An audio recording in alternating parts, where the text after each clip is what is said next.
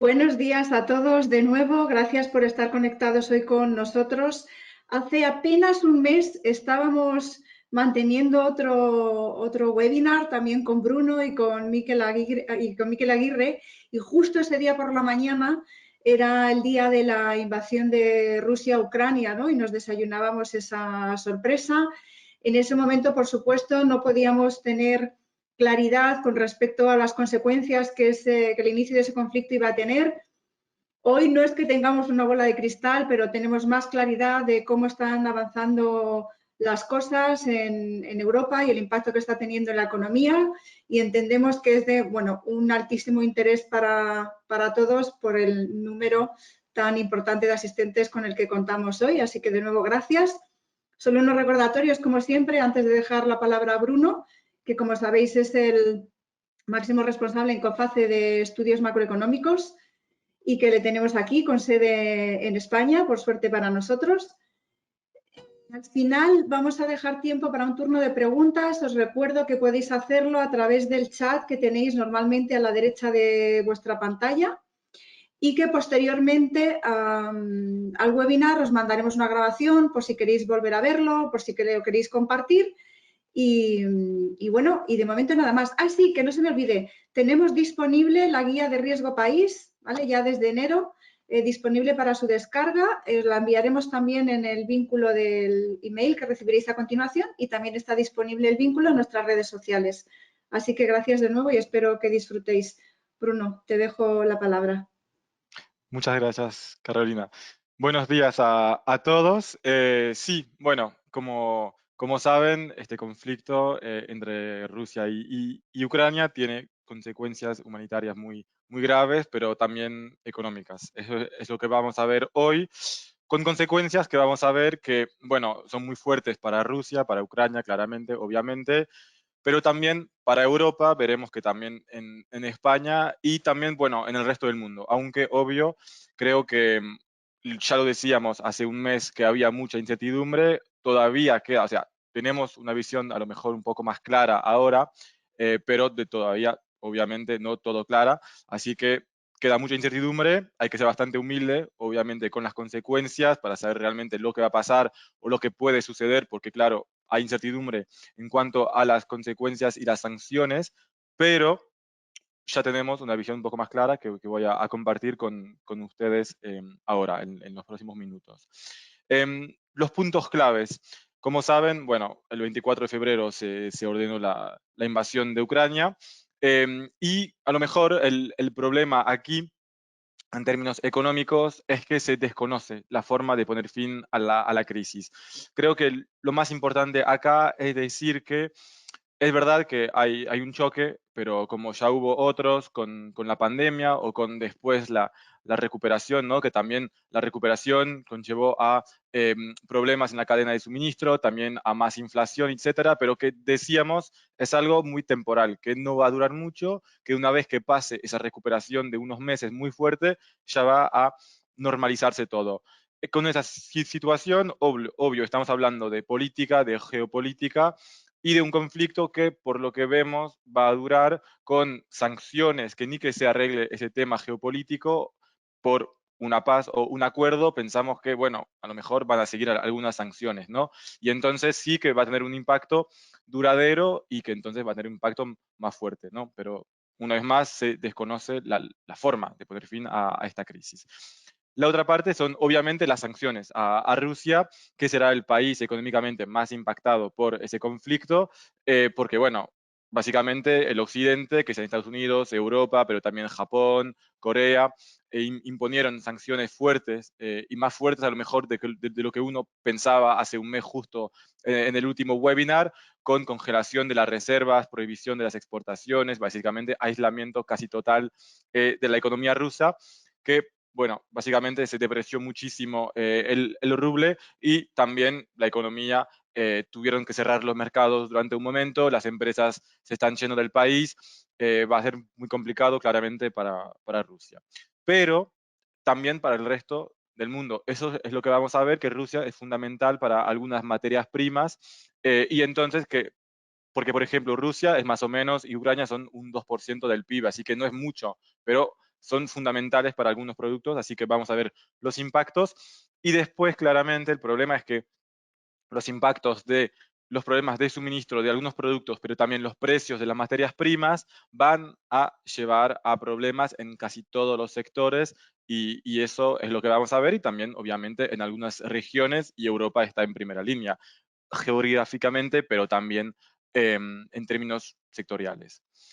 Y entonces, bueno, el primer impacto es claro, ya seguramente ustedes ya lo han escuchado, es sobre la energía, porque Rusia es un productor fundamental en términos de gas y de petróleo, el segundo y el tercer productor a nivel mundial en estas dos materias primas, y entonces hizo con que los precios se hayan disparado eh, por el petróleo. Como ven, está más o menos en los 110 ahora dólares por barril, 110, 115, que claro, como ven también aquí, los precios están muy volátiles y también con respecto al gas.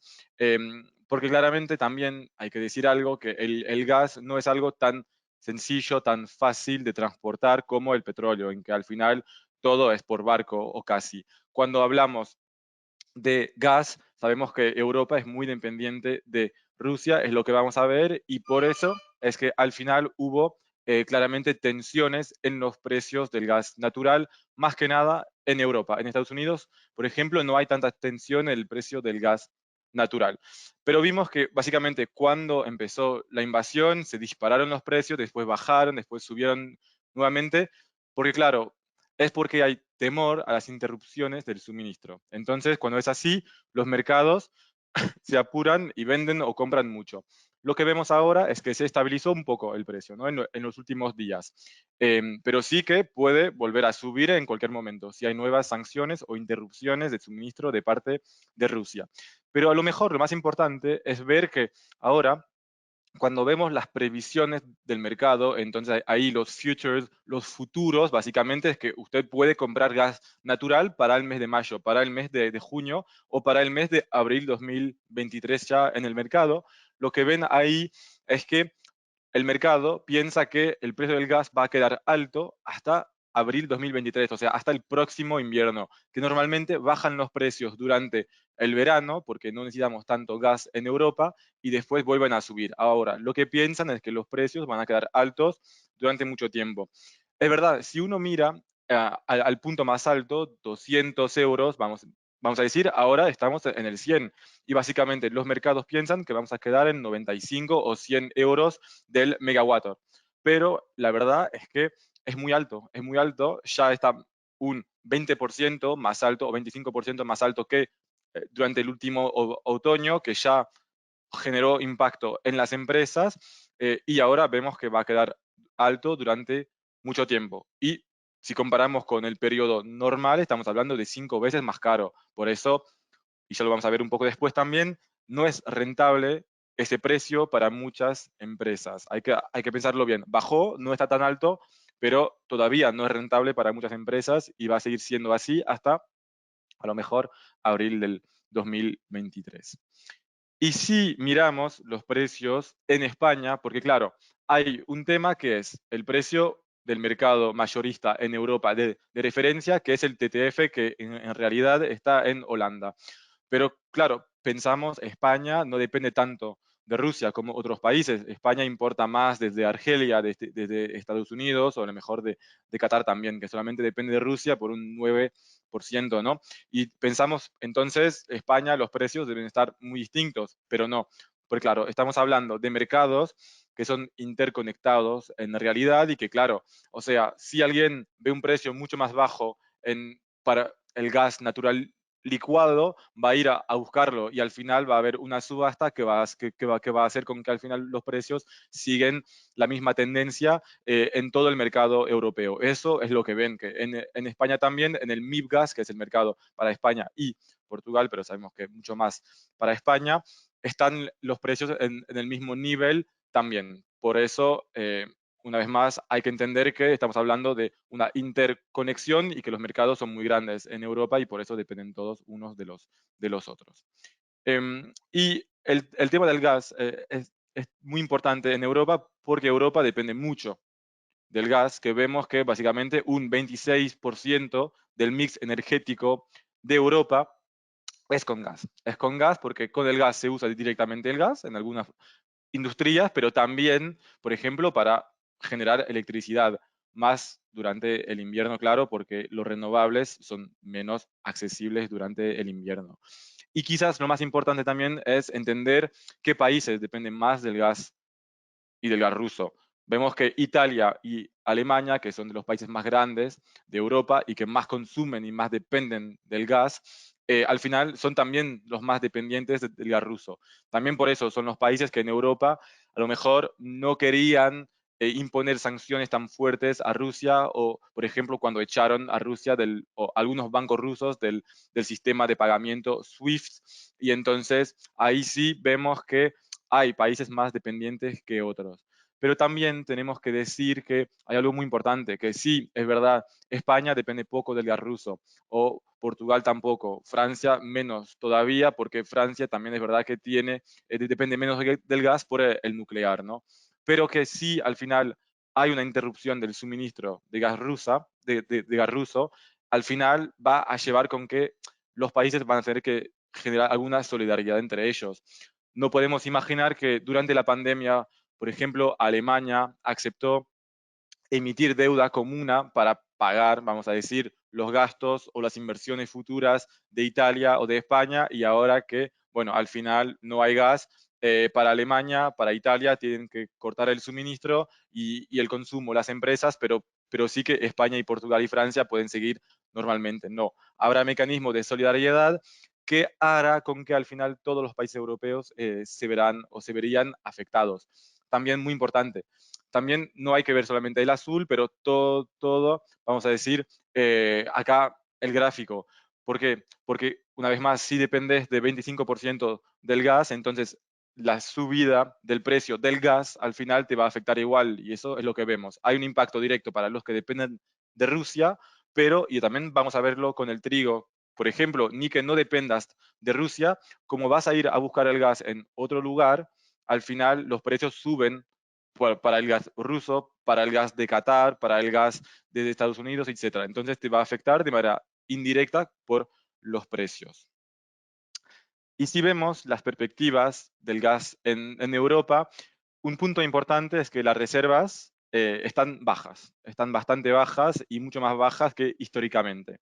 Por eso, al final, todos van a querer, vamos a decir, llenar nuevamente las reservas. Pero el problema es que, por eso, o vamos a tener precios altos durante todo la primavera y todo el verano, aunque no necesitemos tanto gas porque vamos a tratar de rellenar las reservas, o si bajan los precios este verano, al final va a significar que estaremos en apuros para el próximo invierno, porque sí significará que no haremos no haremos rellenar las reservas y que al final vamos a tener pocas reservas en el próximo invierno y otoño, y que ahí sí estaremos mucho más vulnerables, porque ahora tenemos gas para un mes o dos en Europa, por eso no pensamos que va a haber así cortes de gas, pero sí hay que pensar a más largo plazo. A lo mejor se va a sentir los efectos a más largo plazo, ¿no? También un tema interesante es que muchos países están tratando de recurrir a otros proveedores, ¿no? Que Alemania ya fue a ver a Qatar. En Europa algunos no están muy contentos porque dicen que deberían conseguir una solución, vamos a decir, común, y no que cada uno vaya a comprar de su lado, que no vayan a competir, ¿no? Claramente, pero hay que decir que es muy complicado porque el gas de Rusia llega todo por gasoducto. Y entonces los otros países tienen que llevarlo por licuado, entonces con terminales, ¿no? Y al final muy pocos países tienen esas infraestructuras. La que tiene más es España. Pero el problema es que después para llevar el gas de España hacia Francia y Alemania es muy complicado. Hay muy pocas infraestructuras, hay básicamente dos gasoductos bastante chiquitos que ya están a pleno y por eso no pueden aumentarlo. Había un proyecto que era el MidCat por Cataluña, ¿no? Y hacia Francia, pero que nunca se llevó a cabo ese proyecto. Y al final, bueno, el tema es que para relanzar un proyecto es para años y entonces tendrán que pensar los países europeos si vale la pena o no eh, construir nuevas infraestructuras, porque claro, estamos pensando en algo que estará disponible en unos años. Depende después la forma y tal de la planta, pero bueno, vamos a decir unos 3 años, puede ser un poco más corto, pero no menos de un año o un año y medio. Entonces hay que pensar, ¿vale la pena invertir en infraestructuras sabiendo que lo que queremos hacer es invertir a full en los renovables?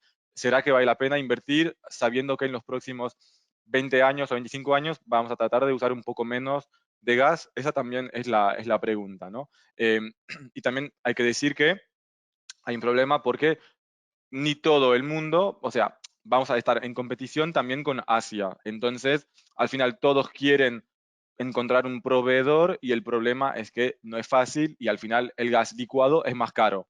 Y también por el tema del transporte, etcétera. Por eso al final los precios van a quedar altos durante mucho tiempo y no hay solución a corto plazo fácil. Por eso es que también, bueno, ya se está hablando, ¿no? De cortar un poco el consumo.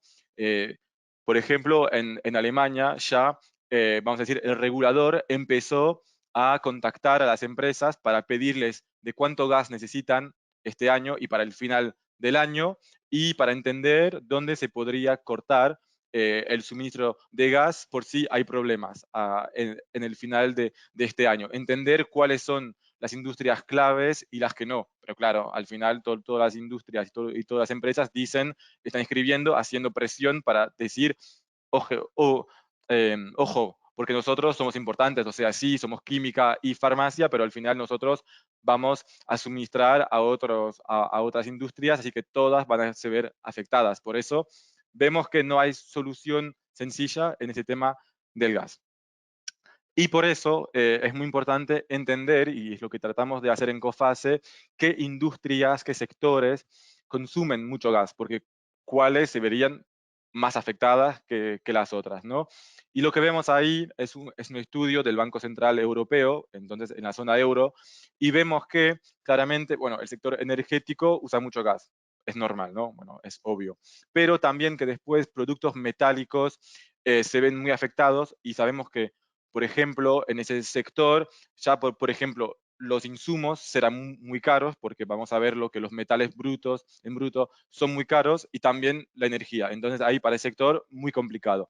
Pero también productos químicos, minerales, como ven, vidrio, cemento, cerámica.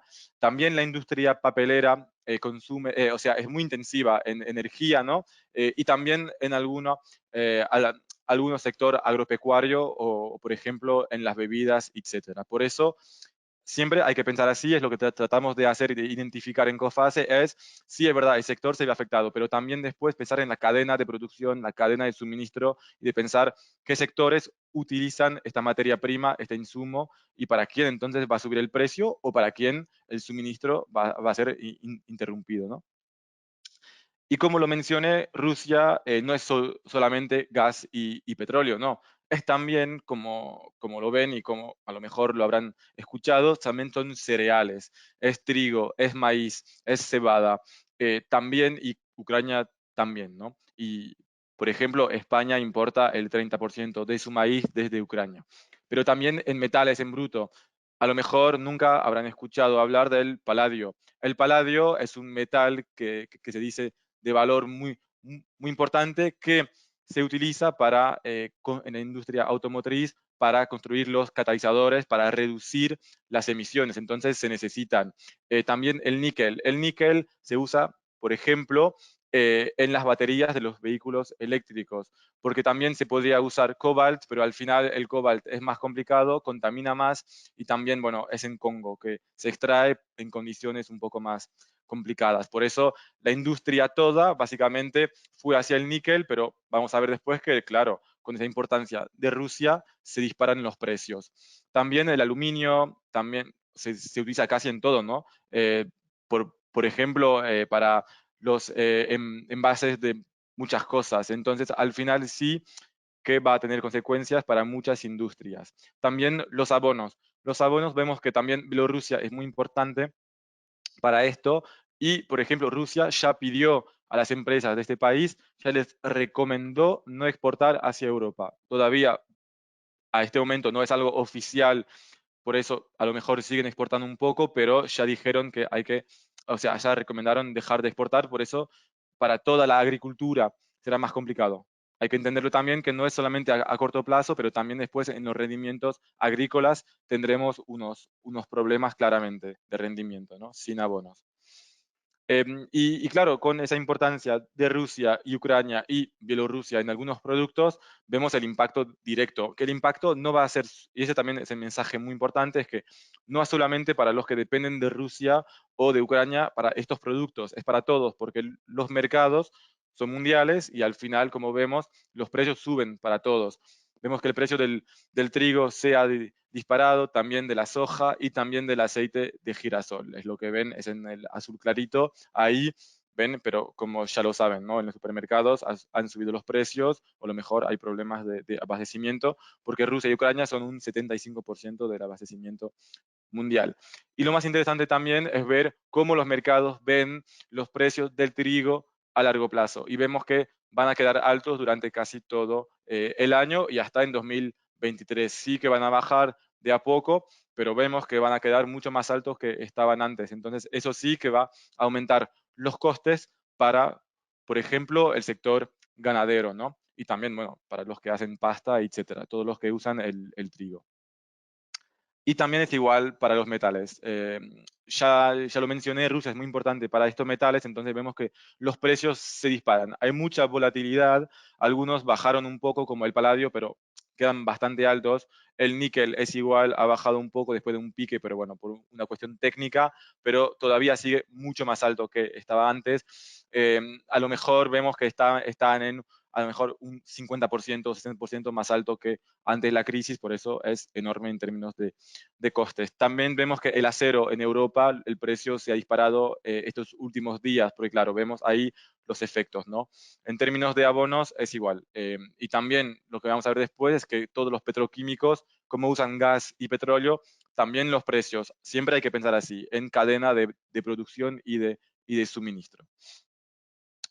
Eso es lo que queremos decir en esa diapositiva, que todos los sectores se verán afectados. En la industria agroalimentar, como ya lo mencionamos, problemas de suministro ya en Ucrania, claramente.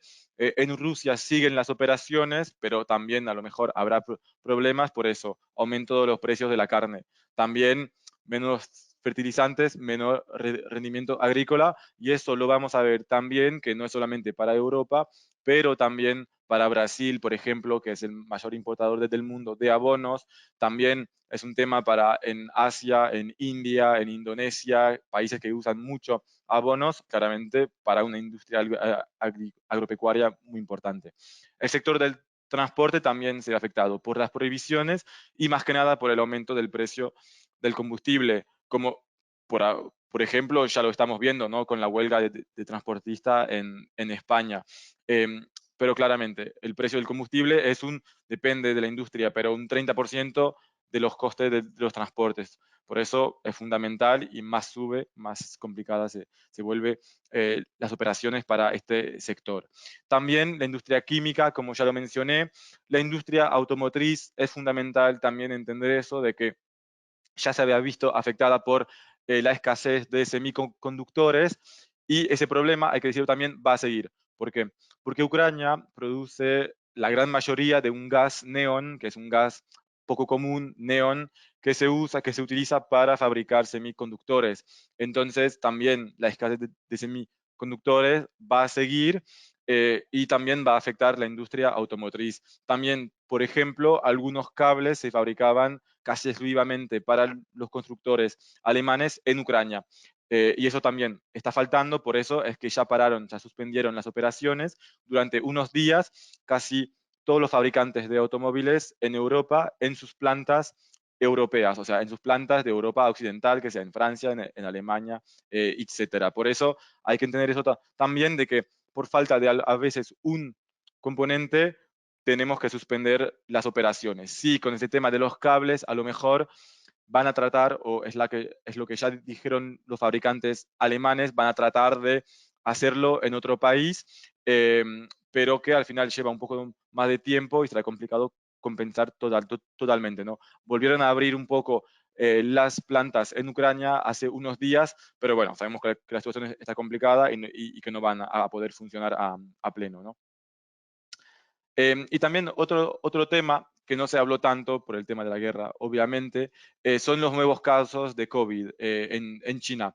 Que como saben, China tiene una estrategia, una política de cero COVID en China. Entonces, por el número de casos, que como ven está disparando, está por las nubes en lo que es un estándar de China, ¿no? Con 2.000 casos por día, más o menos, en la última semana, lo que si comparamos con Europa no es nada, pero que para ahí es muy importante, ha llevado ya las autoridades chinas a implementar algunos confinamientos en algunas ciudades, que claro, para nosotros, por ejemplo, yo si le mencioné Shenyang, no sé si algunos de ustedes sabrán dónde es y si es importante o no, pero que son 9 millones de personas.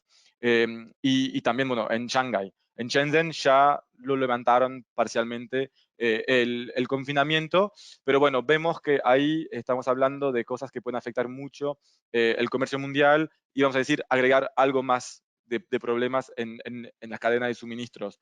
Vemos ahí la proporción de mercancías que están en estado de espera y vemos que estaba mejorando un poco la situación a nivel mundial, pero que ahora por estos últimos temas al final repuntaron los problemas, vamos a decir, las tensiones en la cadena de suministros y más que nada otra vez en China, porque China sabemos que es fundamental para el comercio mundial. Entonces sí, eso sí, agrega un poco más. Por ahora, por la magnitud no es algo fundamental, pero que hay que entender que son factores negativos que se van agregando y que hay que ver cómo eso va a evolucionar en China, porque ellos siguen con esa estrategia del cero COVID y bueno, vemos que claramente la tendencia está a la alza, ¿no? Así que hay que ver cómo ellos van a manejar si sigue haciendo así la situación. Y entonces, al final, llegamos a este gráfico que puede parecer un poco complicado, pero que le voy a explicar para entender por qué estamos hablando de esta inflación. Esta inflación es inflación y estancamiento de la actividad. Entonces, el choque inicial es que suben los precios de las materias primas. Eso ya lo mostramos. Y que también algunas interrupciones de la cadena de suministro. ¿A qué lleva? Lleva a la inflación. Eso creo que está claro para todos. También lleva a que al final bajen los beneficios de las empresas, porque suben los costes, bajan los beneficios de las empresas, porque ellos sí que van a repercutir un poco en los precios, pero no todo se puede repercutir. Por eso al final hay inflación y también menos beneficios. Cuando hay menos beneficios significa que hay menos inversión o menos empleo, pero más probablemente lo que es más flexible es postergar una inversión y entonces menos actividad. La inflación, ¿qué hace? Hace que baje el poder adquisitivo de los hogares, así que al final genera menos consumo y menos crecimiento también. Por eso estamos viendo cómo la inflación básicamente impacta la actividad, ¿no? Y después lo que hay que entender también es que, claro, interrupciones de la cadena de suministro genera menos comercio, menos actividad.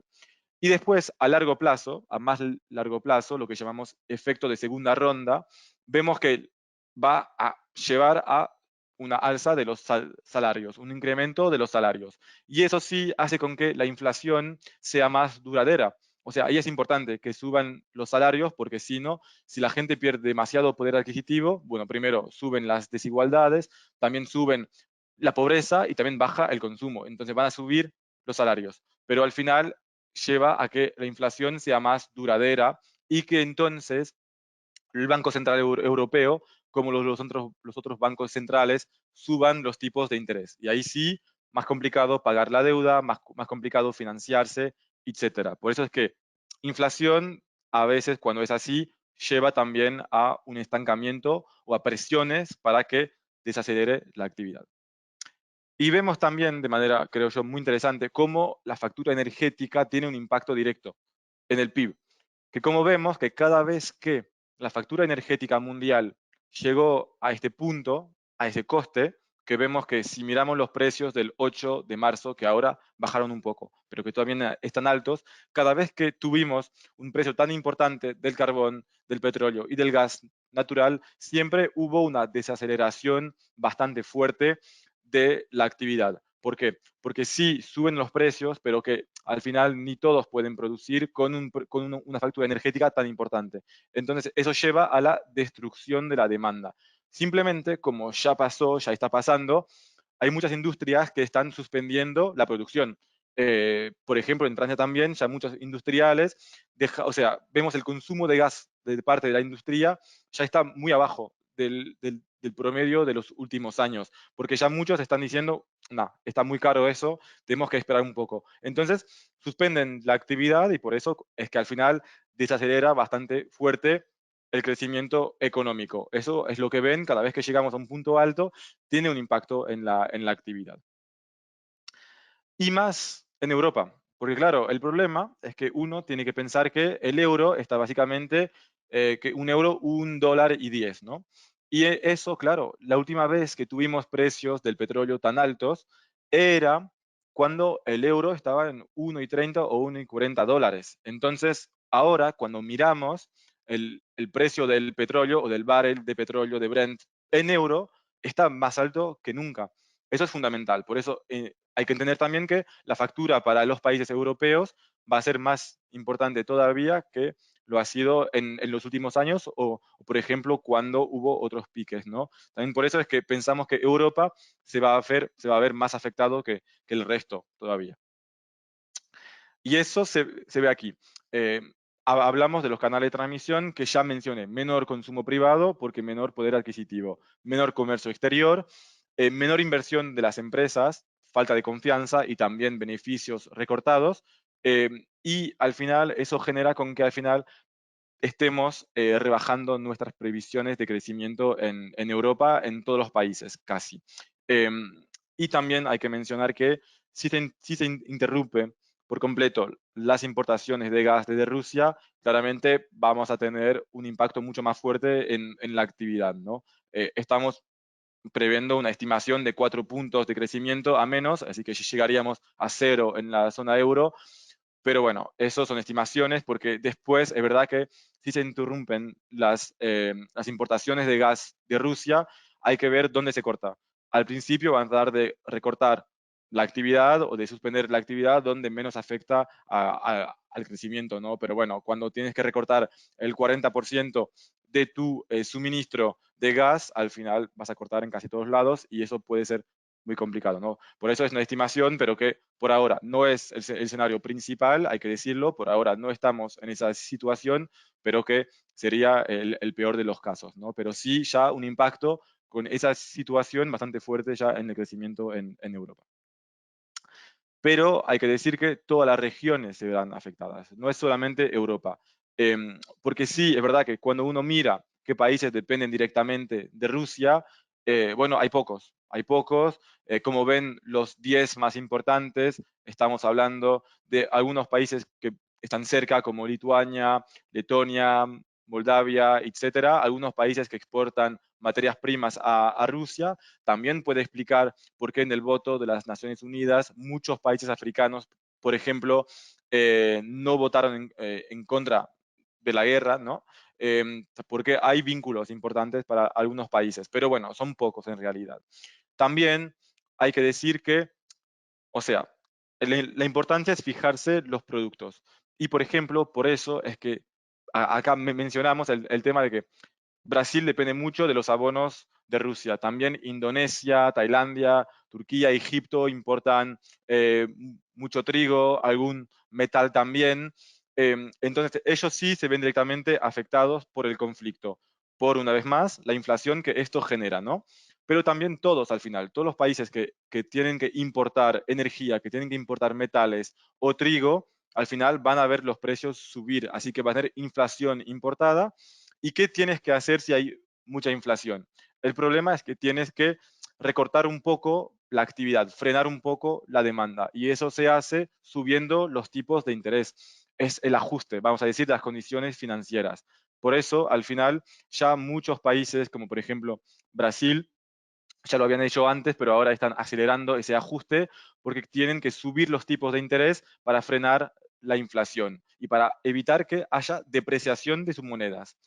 Por eso, al final, casi todos los países se ven afectados por ese impacto, porque obviamente subís los tipos de interés, menos consumo, menos inversión, y ahí sí se frena la actividad. Por eso es que al final Europa sí está más expuesta, pero hay que entender que está en marcha una bastante fuerte desaceleración a nivel mundial.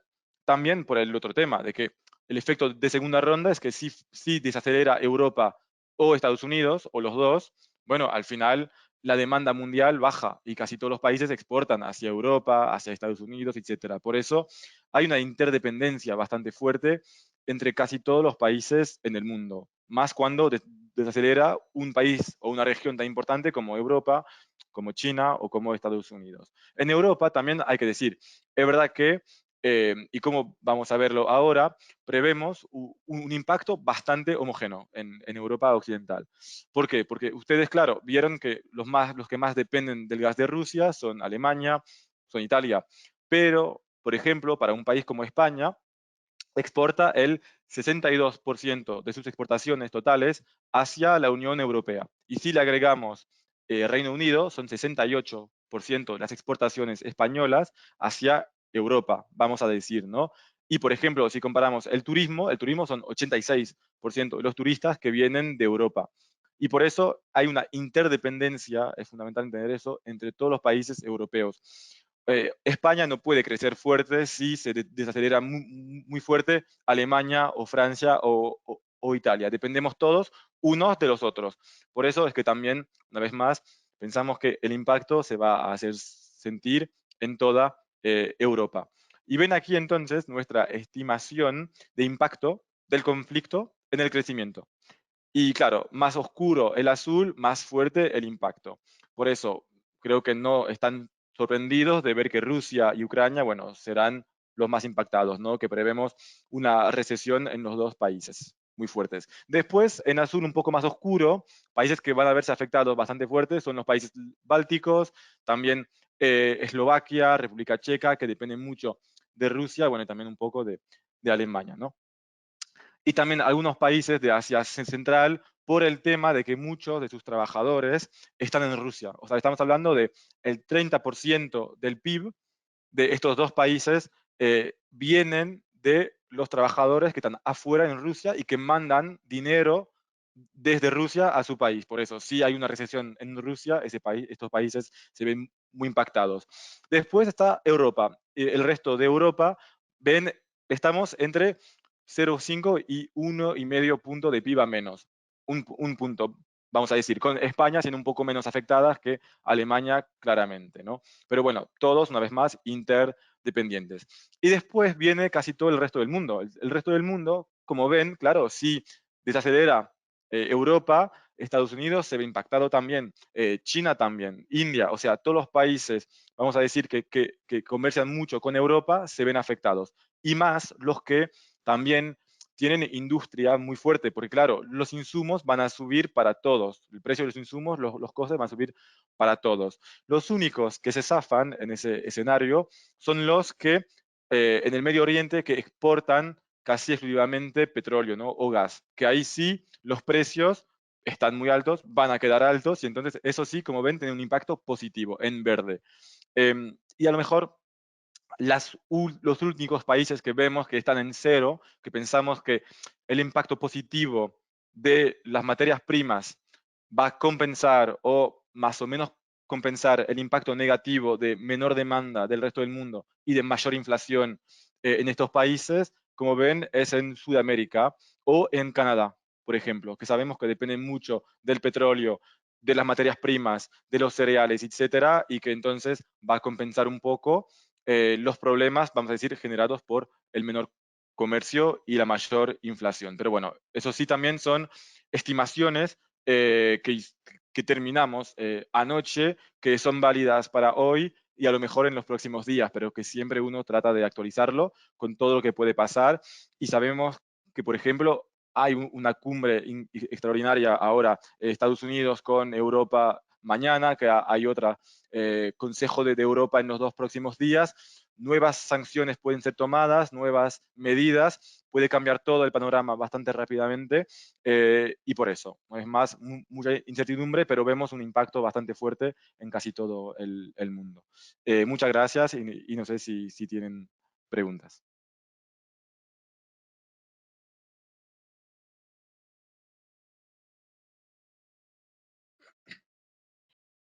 Gracias, Bruno. Estaba teniendo problemas técnicos para reconectar mi sonido. Sí que han ido llegando algunas preguntas, así que si te parece te las voy trasladando y así damos tiempo a los asistentes por si quieren plantear alguna más. Claro. A ver, te voy leyendo. Se habla de un endurecimiento de las sanciones occidentales. ¿Cuáles podrían ser y qué consecuencias tendrían?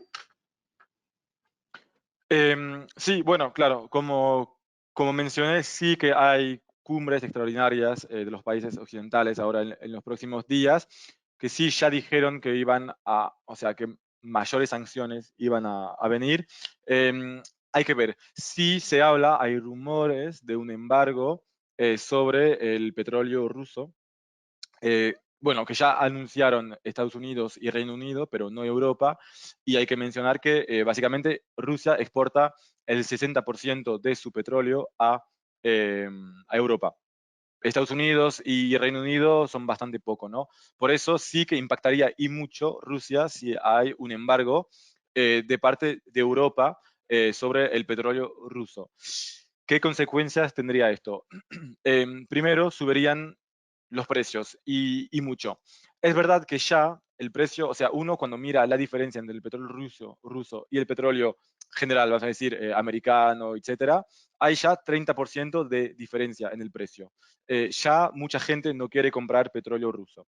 Eh, También eso hace con que al final India o China a lo mejor va a comprar un poco más, o sea, si los europeos ya no quieren el petróleo ruso, sí que China o India van a comprar ese petróleo más barato, porque será una oportunidad para ellos comprar un petróleo más barato. Pero no van a poder comprar todo lo que importa Europa. Entonces sí que va a faltar petróleo en el mercado. Se habla de un acuerdo con Irán, por ejemplo, que podría aumentar un poco o producir para el mundo. También, por ejemplo, hubo una reunión entre Estados Unidos y Venezuela, ¿no? Pero bueno, que por lo que vemos no hubo mucho avance. Pero sí pensamos que algunos países pueden subir un poco, incrementar un poco su producción, pero que no todos y que no va a compensar totalmente los flujos entre Rusia y Europa. Y entonces eso significa que los precios van a subir. Van a subir, van a subir bastante. No se sabe muy bien, porque claro, estamos hablando ahí de un entorno muy volátil, pero que pensamos que puede llegar a los 130, 140 dólares del el barril, ¿no? O hasta a lo mejor dicen que para que bajar a demanda hay que llegar a los 150. Eso, claro, una vez más, es muy complicado de decir con precisión. Pero sí que subirían los precios. Y el problema es que el petróleo, todos los países que importan el petróleo se verían impactados por un precio tan alto. Y que también hay que decir que el precio del gas en muchos contratos está vinculado, está indexado al precio del petróleo. Y entonces sí que tiene repercusiones mayores también en otros mercados. Pero sí que impactaría bastante fuerte a Rusia, pero que sí también generaría consecuencias muy complicadas para todos.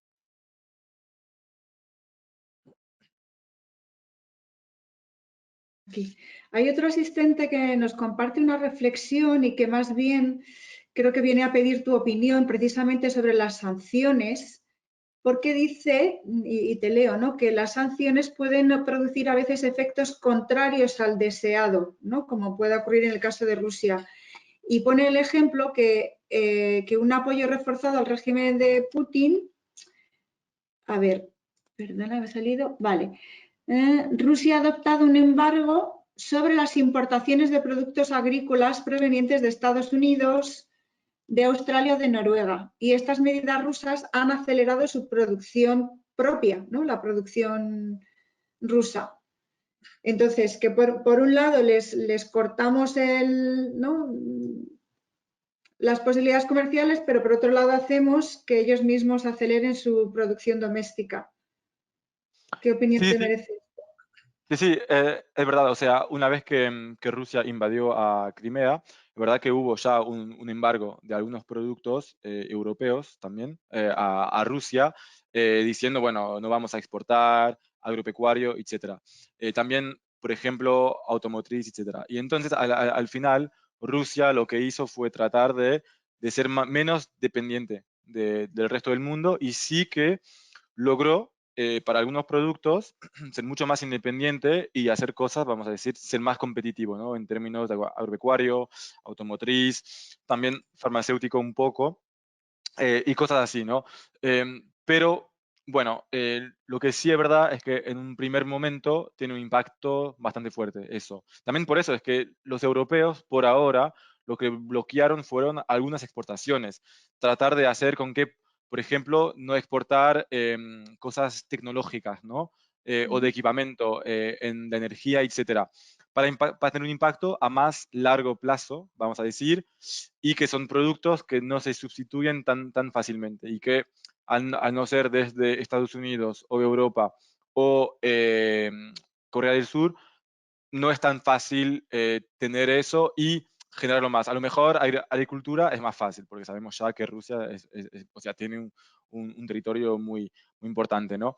Pero sí, por eso es que también los países europeos no, y Estados Unidos no hicieron un embargo total en las exportaciones hacia Rusia. Primero porque, bueno, también necesitan algunos seguir con su comercio y tal, ¿no? Pero también porque, claro, tratan de entender qué sanciones tendría un impacto fuerte en Rusia, pero no tanto en Europa, o que no tendría los efectos que no son lo deseados. O que, por ejemplo, con la exclusión del SWIFT, que básicamente es un sistema de comunicación para los pagamientos muy seguro, bueno, solamente excluyeron a 7 bancos rusos y no a los bancos que sí, o sea, vamos a decir, operan en el comercio energético. Por ejemplo, Ujú. Gazprom Bank o el primer banco ruso, por ahora no fueron excluidos. Entonces sí, por eso el Occidente trata de ir de a poco y de entender que puede tener un impacto sobre Rusia sin tener un impacto tan fuerte en el resto del mundo, sabiendo que eso es imposible. Y más suben las sanciones,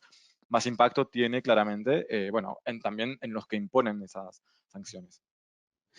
Y aún así se habla un endurecimiento de las sanciones. Sí, sí, sí, sí, sí. Y por eso, como que ahora, como dijimos, lo del endurecimiento, Estados Unidos ya anunció que ya no va a importar petróleo ruso, pero también porque ellos pueden producir, también porque ellos al final dependen menos del petróleo ruso y van a aumentar su producción a ellos, aunque no sea tan fácil porque hablando de energía, estamos hablando de infraestructuras que necesitan años para ser rentables, ¿no?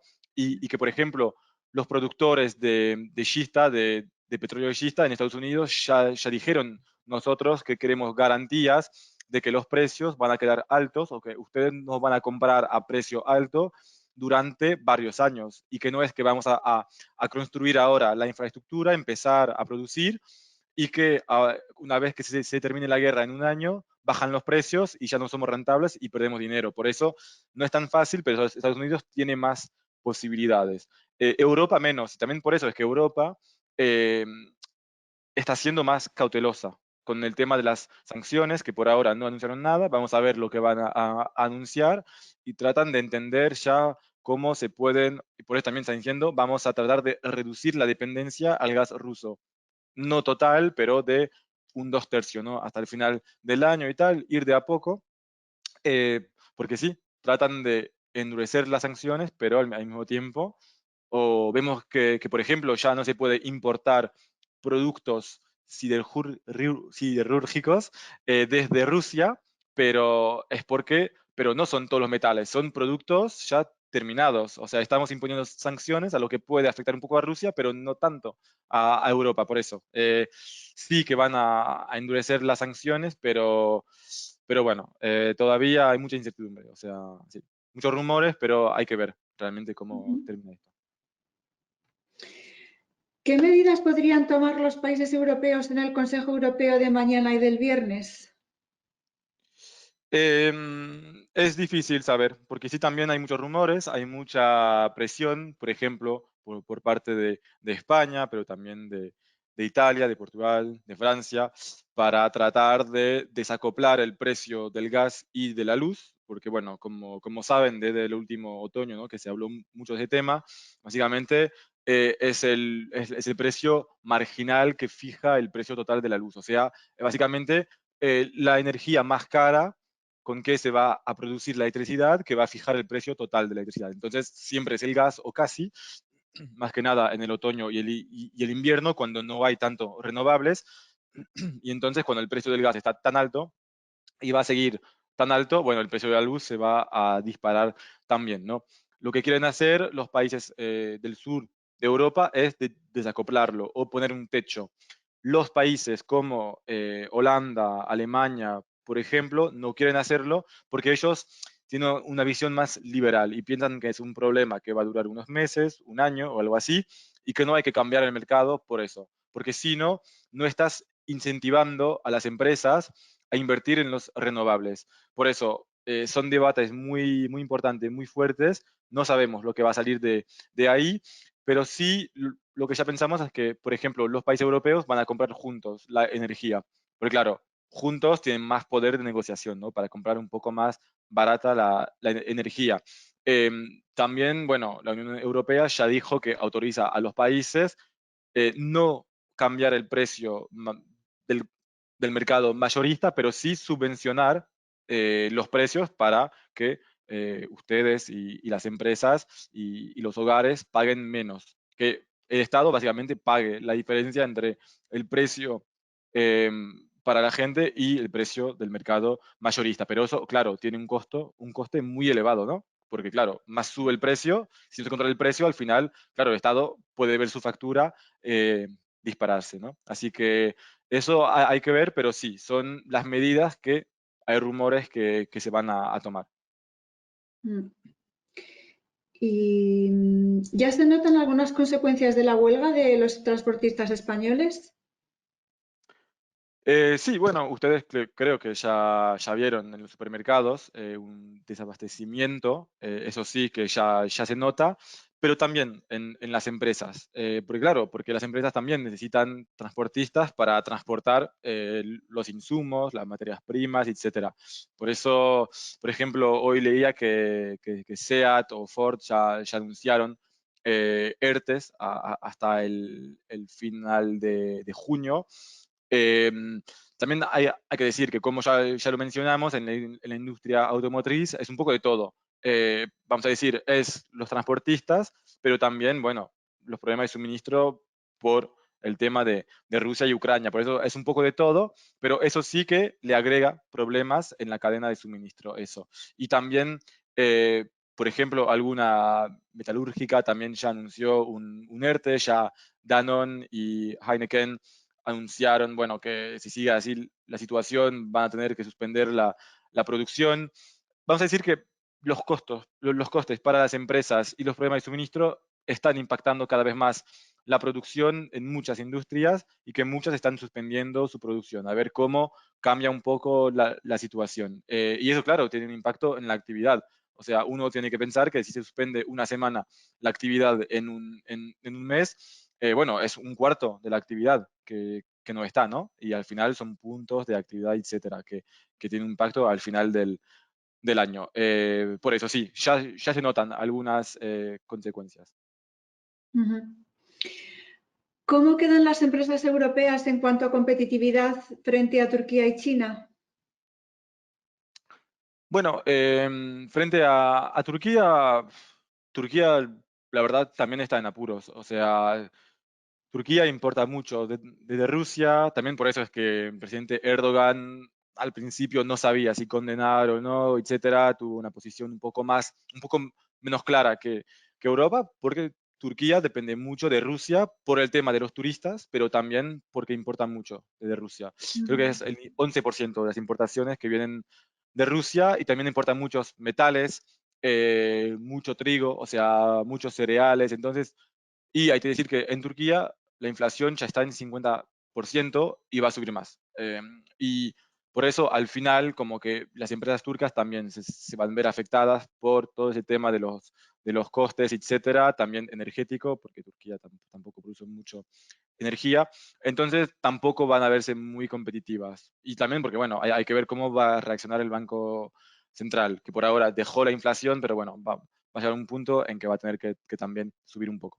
Y China, bueno, eso sí, yo creo que es un tema bastante importante, porque China, como lo mencioné, se puede beneficiar un poco de esa situación. India, por ejemplo, que votó, creo que en contra de la resolución en contra de Rusia, justo ellos claramente están comprando petróleo ruso más barato para ser más competitivo, etcétera, ¿no? Porque claro, si nadie quiere, ellos aparecen y los rusos venden un poco más barato, pero bueno, siempre les vale, ¿no? Y China puede a lo mejor hacer igual. Sí, China también se va a ver afectado porque si el petróleo sube mucho, China importa mucho petróleo. Entonces al final también se ve afectado. También al final, si hay menor demanda desde Estados Unidos, desde Europa, etcétera, China se ve afectada. Pero sí que en algunas cosas va a poder verse beneficiada comprando un poco más baratos algunos insumos y sí, eso sí que al final puede tener un impacto. Pero también el tema de la competitividad de las empresas europeas va a depender y mucho de lo que van a hacer los gobiernos, de cuánto apoyo se puede hacer, de cuántas subvenciones se pueden dar. Y es un tema muy complicado, porque vimos que en algunos países ya empezaron a hacer planes de recuperación, planes de apoyo, como en Francia, en que cuando las empresas, las facturas se dispara, el Estado va a pagarlas y tal, las ERTE van a seguir, etcétera. Por eso no está muy claro, porque tampoco está claro cuánto pueden realmente gastar los gobiernos. Que sí, durante la pandemia subió el endeudamiento, que también hay que decir que por ahora los mercados están permitiendo a Europa financiarse de manera bastante barata, pero bueno, sabemos que el Banco Central a lo mejor va a tener que hacer algo contra la inflación, va a dejar de comprar la deuda de los gobiernos, así que van a subir los tipos de interés, será más complicado financiarse y por eso a lo mejor ni todos los países van a poder gastar tanto como durante la pandemia. Por eso, si no pueden apoyar tanto a las empresas, sí que las empresas europeas van a perder competitividad con respecto más que nada a las empresas chinas. Mm. Nos quedamos sin tiempo y hay un montón de preguntas que, si entiéndelo mucho, van a quedar sin responder. Solo una última porque, bueno, nos piden como un resumen y creo que es una buena pregunta para el cierre. Por tanto, ¿cuál sería la perspectiva para 2022 y 2023? Insisto, en resumen, a nivel inflación, PIB y tipos de interés. Inflación va a subir bastante. Ahí dijimos 2 puntos de inflación más en el 2020 por el conflicto, dependiendo una vez más de lo que van a poder hacer los gobiernos o no. También eso sí que hay incertidumbre con respecto a eso, pero sí vemos en inflación que va a durar más que al final los salarios van a subir también, porque bueno, porque hay que, así que al final va a ser una inflación que pensamos que iba a bajar bastante fuerte en el 2023 y al final del año de 2022 y ahora pensamos que va a quedar alta bastante más tiempo. Actividad sí que pensamos que va a tener un impacto, pero hay que entender también que ya empezó el año, ya empezó bastante y si al final se suspende la producción en el otoño porque tenemos pocas reservas de gas, eso en la cifra realmente desde el PIB se verá más en el 2023. Cuando algo pasa a finales de año del 2022, tiene más impacto en la actividad 2023, así que pensamos que el crecimiento en 2023 va a ser bastante bajo si sigue, claro, durante meses esa situación.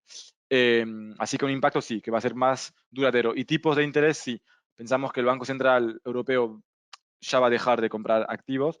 También después subir los tipos va a ser más complicado, pero a lo mejor al final del año van a hacerlo. Ellos lo que tienen que hacer es entender si bajar la inflación o si dejar que los gobiernos puedan financiarse de manera más barata y seguir gastando. Por eso, a lo mejor van a subir los tipos un poco más tarde este año o 2023. Pero de todas formas, cuando hay tanta inflación, la gente quiere más rendimiento. Entonces, los tipos de interés van a subir sí o sí a partir de la segunda parte del año de ahora 2022 y 2023 será un poco distinto también. Muy bien. Bueno, pues hasta aquí hemos llegado con las preguntas de hoy. Muchas gracias, Bruno, y muchas gracias a todos los asistentes. Estoy segura que ha sido de interés y os esperamos casi apenas en un mes en un nuevo webinar con David Cano sobre Behavioral Economics. Así que tengáis una buena tarde. Hasta pronto. Muchas gracias. Hasta luego.